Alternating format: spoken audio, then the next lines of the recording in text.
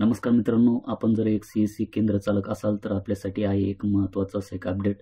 तर मित्रांनो, आपण खरीप पीक विमा 2025 या वर्षीचे शेतकऱ्यांचे फॉर्म जर CSC मधून भरलेले असतील तर आपण आपले CSC चे पोर्टल एकदा लॉग इन करून पहा, कारण की बरेचसे शेतकऱ्यांचे अर्ज यामध्ये रिव्हर्ट करण्यात आलेले आहे।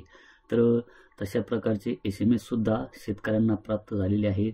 तर आपण या SMS मध्ये पाहू शकतात की जमिनीचे कागदपत्र अथवा बँक तपशिलामध्ये त्रुटी असल्यामुळे आपला जो काही पीक विमा अर्ज क्रमांक आहे हा आपले सरकार सेवा केंद्राला परत करण्यात आला आहे। कृपया त्रुटी दुरुस्त करण्यासाठी योग्य कागदपत्रे लवकरात लवकर संबंधित केंद्रामार्फत सादर करावी, अशा प्रकारचे SMS शेतकऱ्यांना प्राप्त झालेले आहेत।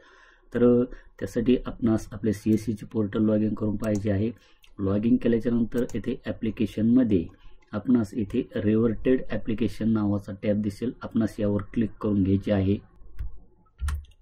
तर यामध्ये एका शेतकऱ्याचा अर्ज हा इथे रिव्हर्ट दाखवत आहे। तर आपणास हा जो काही गोलाकार वर्तुळ दिसत आहे याच्यावर इथे क्लिक करायचे आहे। त्यानंतर इथे अटॅच डॉक्युमेंट याच्यावर आपणास इथे क्लिक करून घ्यायचे आहे।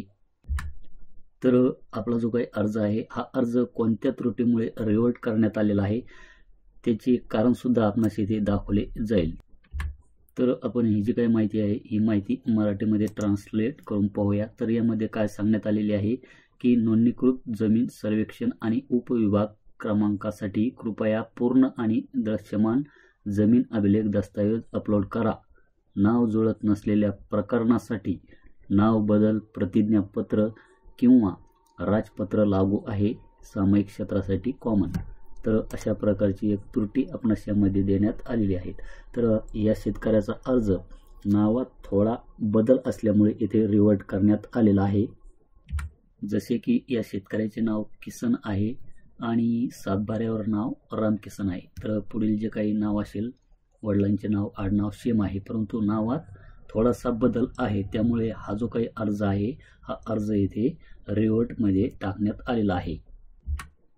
जर नावामध्ये बदल असेल तर यामध्ये आपणास राजपत्र किंवा प्रतिज्ञापत्र यामध्ये अपलोड करावे लागणार आहे। तर यामध्ये प्रत्येक शेतकऱ्याची त्रुटी ही यामध्ये वेगवेगळी असू शकते। तर आपण इथे रिमार्क्स मध्ये येऊन आपला अर्ज कोणत्या कारणामुळे रिव्हर्ट करण्यात आलेला आहे ते कारण आपण एकदा इथे चेक करून घ्या। तर सहसा यामध्ये नावात बदल असलेलेच फॉर्म यामध्ये जास्त करून रिव्हर्ट करण्यात आलेले आहे। तर त्यासाठी आपण इथे चूज फाईल याच्यावर क्लिक करून हे जे काही कागदपत्रे आहे हे कागदपत्रे आपणास यामध्ये अशा प्रकारे अपलोड करून घ्यायची आहे। तर अशा प्रकारे इथे एक ग्रीन टिक दाखवेल अपलोड केल्याच्या नंतर, त्यानंतर आपणास इथे सबमिट करायचं आहे। तर डॉक्युमेंट अपलोडेड सक्सेसफुली अशा प्रकारे माहिती दाखवेल। त्याचप्रमाणे हा जो काही अर्ज आहे या अर्जाला सुद्धा अशाच प्रकारे आपणास ही जी काही माहिती आहे ही माहिती यामध्ये कागदपत्रे अपलोड करून सबमिट करायची आहे। तर आपण पाहू शकतात की आता रिव्हर्टेड ॲप्लिकेशन मध्ये आता आपला कुठलाही अर्ज यामध्ये नाही। तर रिव्हर्ट केलेले जे काही ॲप्लिकेशन आहे हे ॲप्लिकेशन आता आपणास इथे पेड ॲप्लिकेशन्स यामध्ये पाहायला मिळतील। तर यामध्ये जे काही अप्रूव्ड झालेले ॲप्लिकेशन आहे तर या अर्जांना आपणास काही करण्याची आवश्यकता नाही।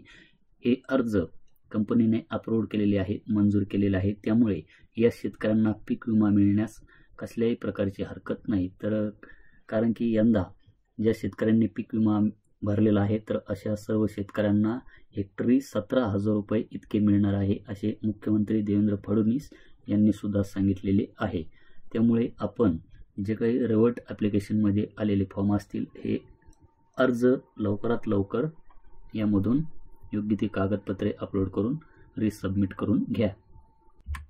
आणि जोपर्यंत आपण रिव्हर्ट ॲप्लिकेशन मधून ते अर्ज हे काढत नाही तोपर्यंत ह्या शेतकऱ्यांना पीक विमा सुद्धा मिळणार नाही। तर रिव्हर्टेड ॲप्लिकेशन मधून हे जे काही अर्ज आहे हे पेड ॲप्लिकेशन मध्ये जाणार। पेड ॲप्लिकेशन मध्ये परत त्या अर्जांची आपण जे काही कागदपत्रे अपलोड केलेली आहे ते व्यवस्थित आहे की नाही ते परत एकदा तपासले जाणार, आणि जर ती योग्य असतील तर ते पेड ॲप्लिकेशन मधून अप्रूव्ड ॲप्लिकेशन मध्ये येणार। तर हे होते CSC पीक विमा संदर्भात आपल्यासाठी एक महत्त्वाचं असं एक अपडेट। अशाच प्रकारच्या नवीन अपडेटसाठी आपल्या चॅनलला सबस्क्राईब करून समोरील बेल आयकॉन प्रेस करा। धन्यवाद।